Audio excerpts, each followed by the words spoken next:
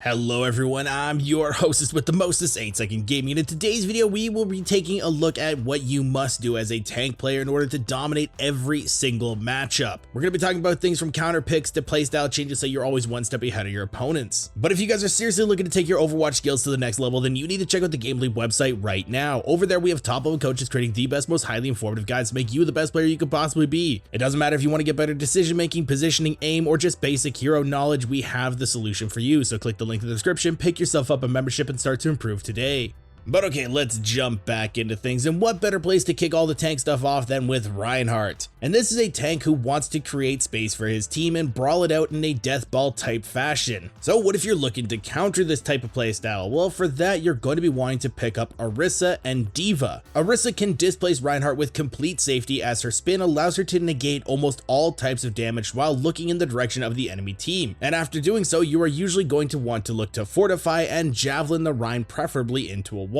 This combination will make it extremely hard for any enemy Reinhardt to play the game, as he will be stuck in a CC chain, most likely in front of your team, leading him to take a ton of damage. And what about Diva? Well, for her, you can just completely dominate the high grounds. You can basically create a separate angle and even take away one less target that the Reinhardt can get to. One significant weakness of Reinhardt comps is they absolutely crumble to multiple angles, and Diva's damage is a force to be reckoned with. Once that extra angle is made, it will make it a breeze to swoop in once you find a low HP target and pick them off, while the Rein has absolutely zero counterplay and pretty much is just useless the entire game. Swinging on into our next hero though, we have Wrecking Ball. And this is a hero that wants to pull your attention onto him so his team can gain maximum value. While sure, yes, his engages alone can feel like they pack quite a punch, but with relatively low burst damage after the initial slam, he is actually considerably underwhelming as an engage hero. Granted that he doesn't CC chain you, but some great picks we would recommend into Ball would have to again be Diva and Junker Queen. Diva being for the obvious counter dive, she's able to gobble up all the damage that Ball wishes to apply to his primary target on dive, as well as any tracer damage who may be looking to follow up. It is also no secret that Ball works very well with Pharah or Echo, and Diva deals with both those very efficiently. So into this pick you will be mainly on the defense until you see opportunities for picks, which will usually be granted by the enemy's mistakes and overextensions. But okay, why Junker Queen? Well, her shout is the main reason, giving her allies a shield and speed boost to kite or push into Ball depending on the situation, as well as her ability to stop any attempt for Ball to escape with her knife. It's actually quite a simple playstyle into the Ball as Junker Queen. She has excellent damage onto targets without armor, meaning once your team gets him low enough, she will shred straight through him with a few shots and a swipe of her axe. This is all about playing around her shout cooldown, as where it gets really tough was when Ball is able to engage on you or your team when this is not up. However, fortunately, the time it takes to regain it is about the same amount of time that it takes Ball to set up for another engage, so if you are able to properly time it, you should kind of counteract each other. Now Diva seems to really counter everyone, and why wouldn't she? It's pretty evident her high burst damage onto bigger targets is significant, and her abilities allow her to stay extremely safe when going for any defensive or aggressive plays. However, her safety is not so much guaranteed into targets whose damage she cannot mitigate, and that's why our Diva counters have to be Zarya and Ramatra. Zarya is an obvious one, known as the biggest Diva counter in the game, as her high beam damage cannot be stopped by Diva's defense matrix. Diva is literally just an alt battery for her. A key trick is to wait until her micro missiles are used and then bubble, as this will usually end up with you instantly gaining 40 charge. And in any case, you're 60 plus charge versus Diva. It is going to be extremely tough for her to play aggressive, maintain space, or even be an excellent defensive option for her team.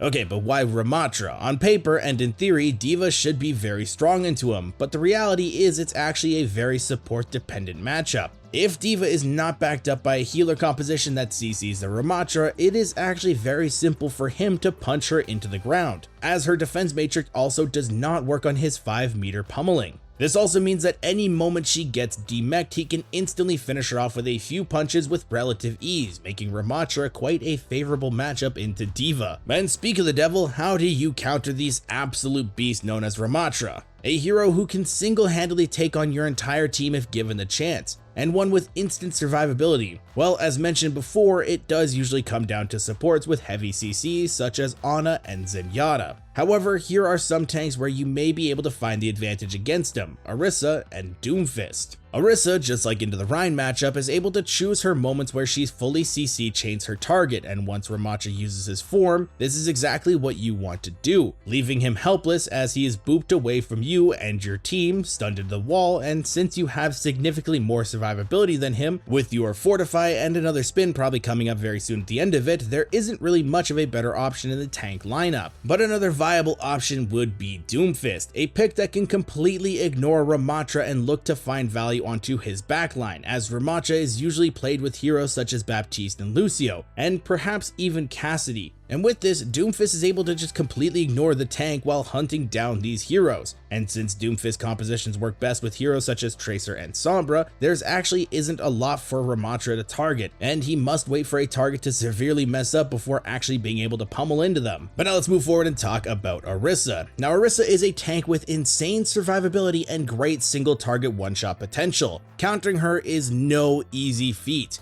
However, there are some specific playstyles that work very well into her and played best on Monkey and Zarya. Winston is able to apply massive cleave damage onto just about any target he wants, and he can just completely ignore the Orisa as he pleases. Plus, his damage cannot be mitigated by her, although it can be minimalized. Still, she will never really be the target for him in the first place, so that damage mitigation doesn't really matter. You are always going to be looking for that squishy backline, preferably the supports that are going to attempt to keep the Orisa healthy with high armor to keep her sustain up. All Orisa can really do while playing into a Winston is attempt to CC chain him on his engage, but that would mean turning your back on the entire enemy team and, part of Monkey's engage. But Zarya is also a great counter for the same reason as Diva: brute force and sheer damage output. Her damage again cannot be avoided by any of Orisa's abilities, and Orisa also doesn't really do a very good job of denying Zarya charge, meaning she can just beam away anyone she pleases. And although Orisa has the potential to eat her Graviton Surge and be able to walk out of it if she doesn't, the damage output alone can cause the Orisa to feel hopeless fighting against her. Jumping forward though, let's talk about Winston, and we hate to share all this with you guys, but he is actually extremely fragile to his counters. Again, as a great Monkey enthusiast, it sucks to not be able to directly affect enemy tank players, as they manhandle you with their big damage numbers and their crowd control for your engages. And that's why Hog and Junker Queen just completely shut him down. Hog, even with his lack of one-shot potential onto squishies, still makes for an excellent counter into Winston, as he can deny any attempt of escape or even a successful engage thanks to his hook. And he has great damage output with his scrap gun, not to mention the ultimate that will absolutely obliterate Monkey even in his primal rage. There really isn't much of a bigger counter. But one that does definitely come close is Junker Queen, for the same reasons that she counters Ball. Junker Queen gives massive sustain to her team, allowing them to be relatively safe into the Monkey's engagements. Still though, he is much more fragile than Ball, and landing a knife onto his big hitbox after an engage means there's absolutely no escaping for him, as soon as he attempts to jump out, it will just be cancelled by her pulling him back, and then he's dead. Now Roadhog right now is an extremely weak pick, especially since he does have a massive hitbox and a lack of armor, and in the meta where being an extremely tanky tank matters. He faces many problems, but one is not being a pushover, as giving him the ability to get in your face would still mean terror for yourself and your team, which is why some of the great counters into him have to be Sigma and Orisa. Sigma is able to maintain space while poking him down in an attempt to force his self-heal, which will heal half of his health back, which means this is absolutely crucial if you want to take him out. Now on top of that, Sigma also has a shield, and this will keep you and your team safe from his hook as he attempts to bring you into him and his team. And you do have another extra layer of safety with your rock, as this will cancel either hook if he lands it or his self-heal if you get him low enough, making him a great pick into Hog because he just shuts him down. But Orisa admittedly is a much more potent pick, as she can go all in on the Hog playing in his strong suit, which is up close and personal. But this is where she actually decimates him with bullets, with her Fortify keeping her completely safe. Any attempt to self-heal will be shut down by her Javelin, which will be extremely easy to hit up close and personal, and his hook won't be able to find any use because her spin is there and her Fortify is there, and she's just in his face, so he won't be able to hit any of her backline targets. The only thing that you must watch out for is being in Fortify or Terra Surge if he has his whole hog, as you will not take knockback and face the full wrath of his ultimate, which is one of the highest, if not the highest, damage ultimates in the game. But now let's talk about Junker Queen, and she is a unique tank in the sense that she buffs her whole team. And she also has a very high skill ceiling, which means it will be particularly difficult to carry on. Playing into her requires patience, as you have to poke her down. You want to try and force out her shout, which will then be on a very long cooldown, and that is prime time to engage. So we will have to give the best counter spots to Sigma and Reinhardt. In the brawling aspect, there is simply no chance Sigma can compete, but just like Hog, if you can maintain your distance and poke away at her, she doesn't have much fight in her, leaving her fairly hopeless as she tries to approach you. Reinhardt just also feels like a very natural pick into her, as she wants to brawl, and well, so does Reinhardt. In fact, he loves just smacking away with his hammer no matter who the target is, and Junker Queen will certainly be on the downside of that engagement, as Reinhardt can just hold his shield for his team, let them trickle away at her before the engagement, leaving Junker Queen many resources down before the fight has even started. Therefore, it's no surprise why Reinhardt works so well into this matchup. Moving forward though, let's talk about Doomfist, and how do you counter a hero with so much mobility and individual dive potential? Well, by not allowing him to dive, of course. Playing into Doomfist is all about playing around his cooldowns, or of course completely canceling them. This is why the counter spots go to Roadhog and Orisa.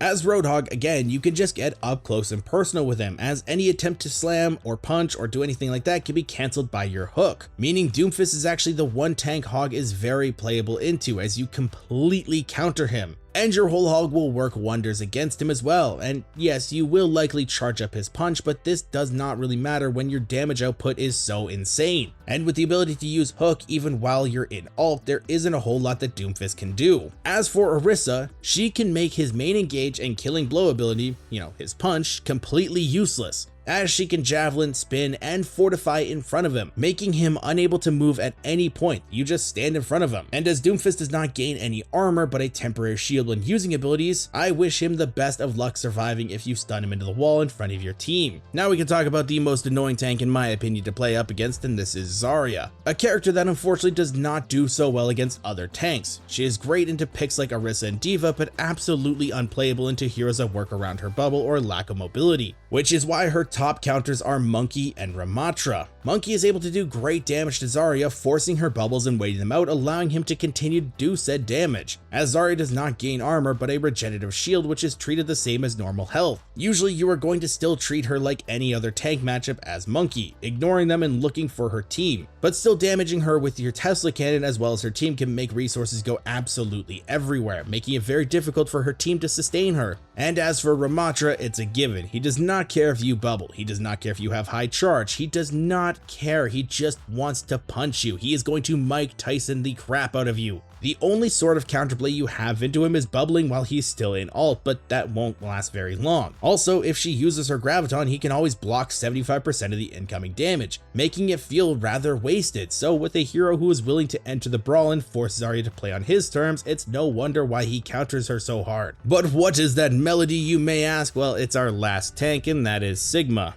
This is a very poke-oriented tank who wants to maintain space away from his enemies and force out cooldowns as much as possible before finally walking forward. It is no secret that he will want to stay away from all of his enemies at all costs, which is why his biggest counters have to be Winston and Reinhardt. Winston, again, a very obvious one, as he can dive onto his target with extreme ease and just start hacking away at him. And it's just like Zarya, Sigma does not have any shield, just puny health that Winston will eat away at. The only sort of counterplay Sigma has is his rock, which is pretty easily blocked with any monkey bubble. But why Reinhardt? Surely Sigma will just poke away at him until your team runs out of resources, and generally I would say yes, Sigma absolutely counters Rein on maps such as Havana and Circuit, but this isn't really the case. Rein can close distances quite well on Sigma, and even once he does, he still really isn't even the main threat. The real threat is the distance that his team will cover with full safety, as Reinhardt will hold his shield in front of Sigma and Sigma's team, and once they arrive, it's hammer time, as he will just smack away and smack away and smack away, farming shatter into the Sig comp with relative ease. You just need to figure out the main issue of closing that initial distance with your shield and charge, but once you get the hang hang of it, you will find that Sigma is just no problem and he falls like a house of cards. But let me know your favorite tank character in the comments down below, and if you guys want to stay up to date with the latest and greatest Overwatch tips, tricks, and news, don't forget to smash that like and subscribe button. But if you guys are seriously looking to take your Overwatch skills to the next level, then you need to check out the GameLeap website right now. Over there, we have top level coaches creating the best, most highly informative guides to make you the best player you could possibly be. It doesn't matter if you want to get better decision making, positioning, aim, or just basic hero knowledge, we have the solution for you. So click the link in the description, pick yourself up a membership, and start to improve today.